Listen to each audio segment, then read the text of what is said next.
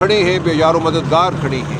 لگتا یہ ہے کہ کوئی بھی آج پرسان حال نہیں ہے، لیکن ہمیں اللہ تعالیٰ کی ذات پر یقین ہے. انشاءاللہ اس مرحلے سے بھی یہ قوم سرخرو ہو کر نکلے گی، پہلے سے زیادہ طاقتور ہو کر نکلے گی، اور اس قوم کے حقیقی لیڈر جو ہیں وہ عوام کے سامنے اور زیادہ نمایاں ہو کر سامنے آئیں گے. پی ٹی آئی کا اس کا موقف کیا کہے گا؟ دوسری بات یہ کہ قومی سلامتی کانفرنس کے بارے میں آپ کہیں گے سر؟ ایک چیز میں ایڈ کر دوں، اگر عمران خان صاحب آج جیل سے باہر ہوتے، پرائم منسٹر ہوتے اور وہ اس ملک کو لیڈ کر رہے ہوتے، تو آپ دیکھتے کہ اب تک OIC کا اجلاس ہو بھی چکا ہوتا، متفقہ طور پہ وہاں سے ریزولوشن بھی آ چکے ہوتے، اور پورے عالم اسلام کی تمام قیادت ایک ٹیبل کے اوپر بیٹھ کے ان حالات کا مقابلہ کرتی. لیکن لیڈرشپ کی نہ ہونے کی وجہ سے، قیادت کی فقدان کی وجہ سے آپ دیکھ رہے ہیں کہ پوری اسلامک دنیا جو ہے وہ اس وقت جنگ کا شکار ہے، بشمول پاکستان.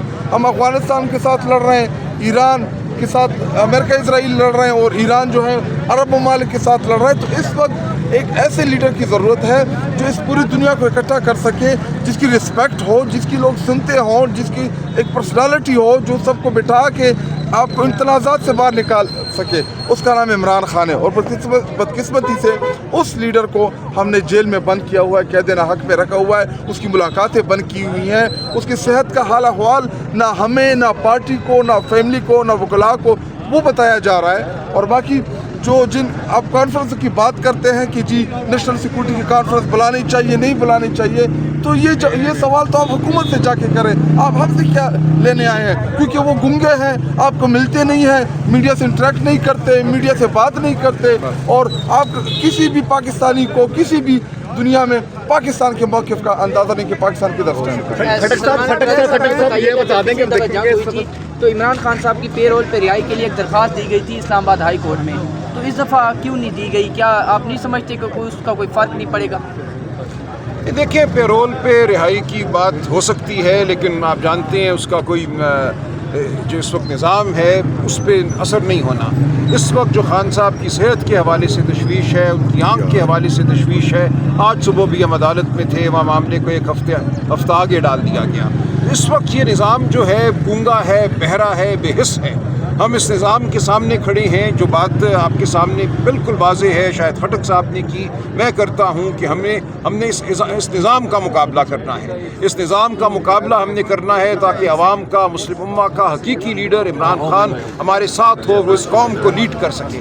جب تک یہ نہیں ہوگا، آپ، میں، ہم سب ایسا ہی محسوس کریں گے جیسے ہم بے یار و مددگار ہیں. ہم نہیں ہیں بے یار و مددگار. عوام کی طاقت بہت بڑی طاقت ہے. عوام انشاءاللہ یہ مقدمہ لڑے گی اور یہ مقدمہ سر یہ بتائیے کہ پی ٹی آئی سر جو افغانستان کی اور جو پاکستان کی جنگ چل رہی ہے، اس میں پی ٹی آئی کا کیا موقف ہے اور کیا کہے گی پی ٹی آئی اس کے اوپر کیا کہے گی سر؟ دیکھیں، جب آپ کا ملک جنگ کا اعلان کر دے اور آپ کے جوان، آپ کے سپاہی سرحدوں پر جان کے نذرانے پیش کر رہے ہوں، تو آپ اپنے سپاہیوں کے ساتھ کھڑے ہوتے ہیں، آپ شہداء کے ساتھ کھڑے ہوتے ہیں، آپ غازیوں کے ساتھ کھڑے ہوتے ہیں. ہمارا بھی یہی سٹینڈ پوائنٹ ہے. ہم اپنے شہیدوں اور اپنے غازیوں کے ساتھ ہیں، ان کو خراج عقیدت پیش کرتے ہیں. لیکن حکمت عملی کیا ہونی چاہیے؟ بڑی حکمت عملی کیا ہونی چاہیے؟ جنگ ہمیشہ ایک بڑی حکمت عملی کا چھوٹا حصہ ہوا کرتی ہے. تو بڑی حکمت عملی کیا ہے وہ ہمارے سامنے نہیں ہے. حکمت عملی وہ اپناتا ہے جس کے دل میں عوام کا درد ہوتا ہے، جو خطے کو سمجھتا ہے، جو جانتا ہے کہ خیبر پختونخوا کے حالات کیا ہیں، وہاں دہشت گردی کس لیے ہے اور آئندہ دہشت گردی کے کیا امکانات ہیں، پورے پاکستان میں دہشت گردی کیوں ہے اور اس کے کیا امکانات ہیں. یہ وہی سوچ سکتا ہے جس کے دل میں عوام کا، پاکستان کا درد ہو، اور وہ شخص اڈیالہ جیل میں بیٹھا ہے. جیسے آپ نے ابھی کہا نا کہ یہاں پر دیکھیں حالت جنگ میں اس وقت دہشت کے حالت جنگ میں اس وقت، تو آپ کو یہ نہیں ہونا چاہیے کہ اس وقت ریاست کے ساتھ بیٹھ کے سب ایک ملک میں ایک پارٹی بن کے ریاست کے بعد سوچنا چاہیے، کیونکہ اس وقت ہماری افغانستان کے ساتھ جنگ ہے اور ساتھ ساتھ ایران کے ساتھ بھی جنگ ہے. میں نے یہی عرض کیا کہ جب جنگ جاری ہو اور آپ کے جوان شہید ہو رہے ہوں، غازی بن کے لڑ رہے ہوں، تو آپ جوانوں کے ساتھ کھڑے ہوتے ہیں. ہم بھی اپنے جوانوں کے ساتھ کھڑے ہیں. سرحد پہ جو ہماری حفاظت کر رہا ہے، ہم اس کے ساتھ ہیں. لیکن حکمت عملی کیا ہونی چاہیے؟ اس کے لیے ایک بڑا ڈائیلاگ ہونا چاہیے. حقیقی لیڈران جو ہیں قوم کے، ان کو اس ڈائیلاگ میں شامل ہونا چاہیے. یہ نہیں ہو رہا اس وقت اس ملک میں. راجہ صاحب دیکھیں کہ یہاں پر جو دہشت گردی ہو رہی ہے اس حوالے سے پی ٹی آئی کا جو موقف ہے اس میں بڑا سافٹنس ہے. دوسرا یہ کوئی سافٹنس نہیں ہے. ہم ہر طرح کی دہشت گردی کے خلاف ہیں. یہ آپ نے غلط کہا. کوئی سافٹنس نہیں ہے. بالکل پی ٹی آئی ہر قسم کی دہشت گردی کے افغان خلاف کھڑی مہاجرین کے ہے. حوالے سے صوبائی حکومت نے جو ریلیکسیشن شو کی ہے اس پہ آپ کیا کہتے ہیں؟ انہوں نے گرفتار نہ کرنے کا حکم دے دیا ہے. دیکھیں انسانیت کی تذلیل جو ہے کسی صورت بھی جائز پالیسی نہیں ہو سکتی.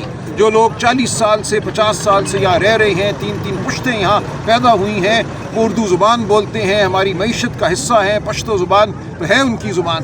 آپ ان کو دھکے دے کر نہیں نکال سکتے. کسی بھی ملک سے اگر آپ نے کسی کو بے دخل کرنا ہے تو اس کا ایک طریقہ ہوتا ہے، انسانیت کے کچھ تقاضے ہوتے ہیں، آپ نے انسانیت کے تقاضوں کو پورا کرنا ہے. راجہ صاحب یہ فرماتے ہیں کہ آپ ڈائلاگ کی بات کرتے ہیں تو آپ کی جو پالیسی ہے وہ مزید ڈیڈ لاک پیدا کرنے والی نہیں. ہم کسی دہشت گرد سے ڈائلاگ کی بات نہیں کرتے، یہ غلط بات ہے. ہم کہتے ہیں ایک بڑا ڈائلاگ ہو اس خطے میں، اس میں آپ شامل کیجئے سعودی عرب کو شامل کیجئے، ترکی کو شامل کیجئے، افغان حکومت کو شامل کیجئے، اس پہ آپ بات کیجئے اس خطے کی فلاح کی. آپ بتائیے کہ اس خطے میں معاشی ترقی کس طرح ہوگی. آپ بات کیجئے کہ خیبر پختونخوا کا جو حق ہے، جو وسائل خیبر پختونخوا کو ملنے تھے، جو قبائلی علاقوں کے حوالے سے ملنے تھے، وہ کب ملیں گے. یہ ہے وہ ڈائلاگ جس کی ہم بات کرتے ہیں. ہم ہرگز دہشت گردوں کے ساتھ ڈائلاگ کی بات نہیں کرتے. بتائیے گا مذاکرات کی بات ہوتی ہے تو رانا ثناء اللہ نے کل بھی ایک بیان دیا کہ پی ٹی آئی جو ہے وہ اپوزیشن جو ہے وہ مذاکرات کرنا ہی نہیں چاہتی، ہم نے تو ہر ٹائم حاضر ہے. دیکھیں ایسا نہیں ہے. ہم نے ہمیشہ کہا ہے، عمران خان صاحب نے ہمیشہ کہا ہے کہ اصول کی سطح پہ ہم ہر گفتگو کرنے کو تیار ہیں. اگر آپ یہ کہیں گے کہ 8 فروری 2024 کے جھوٹے الیکشن پر مٹی ڈالو آگے بڑھ جاؤ تو یہ نہیں ہوگا. لیکن اگر آپ اصول کی بات کرنا چاہتے ہیں، عدلیہ کی آزادی کی، جمہوریت کی بحالی کی، آئین کی بحالی کی، تو ہم کریں گے. اچکزئی صاحب، علامہ ناصر کو مکمل خان صاحب نے اختیار دیا ہے، ان کے ساتھ اصول کی بات کیجئے، وہ آگے سے اصول کی بات ضرور کریں گے. لیکن پیش رفت کی ابھی تک پی ٹی آئی میں جو فیصلے ہیں وہ مشاورت سے ہو رہے ہیں یا کسی کے پاس ویٹو کا حق ہے. اور دوسرا حکومت جو ہے وہ پارلیمانی پارٹیز کا اجلاس بلانے جا رہی ہے، جو خطے کی صورتحال ہے اس میں پی ٹی آئی جا رہی ہے یا نہیں جا رہی ہے؟ دیکھیے تمام فیصلے مشاورت سے ہوتے ہیں. خان صاحب نے اچکزئی صاحب علامہ ناصر کو لیڈر آف دی اپوزیشن بنایا ہے قومی اسمبلی میں، سینٹ میں. اسی طرح شاہد خٹک صاحب یہاں کھڑے ہیں، یہ لیڈر ہیں پارلیمانی پارٹی کے قومی اسمبلی میں.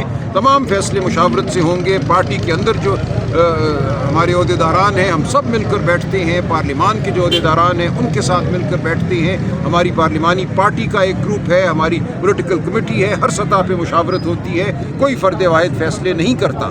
اور اگر کوئی اجلاس بلایا جاتا ہے اس میں شرکت کا فیصلہ ہماری پارلیمانی پارٹی کرے گی، ہم بھی مشاورت اپنی دیں گے. اچکزئی صاحب، علامہ ناصر بہت بردبار میچور لوگ ہیں، وہ دانش رکھنے والے لوگ ہیں، وہ صحیح فیصلہ کریں گے. Thank you. خان صاحب نے اختیار دیا ہے، ان کے ساتھ اصول کی بات کیجئے، وہ آگے سے اصول کی بات ضرور کریں گے. لیکن پیش رفت کی ابھی تک پی ٹی آئی میں جو فیصلے ہیں وہ مشاورت سے ہو رہے ہیں یا کسی کے پاس ویٹو کا حق ہے. اور دوسرا حکومت جو ہے وہ پارلیمانی پارٹیز کا اجلاس بلانے جا رہی ہے، جو خطے کی صورتحال ہے اس میں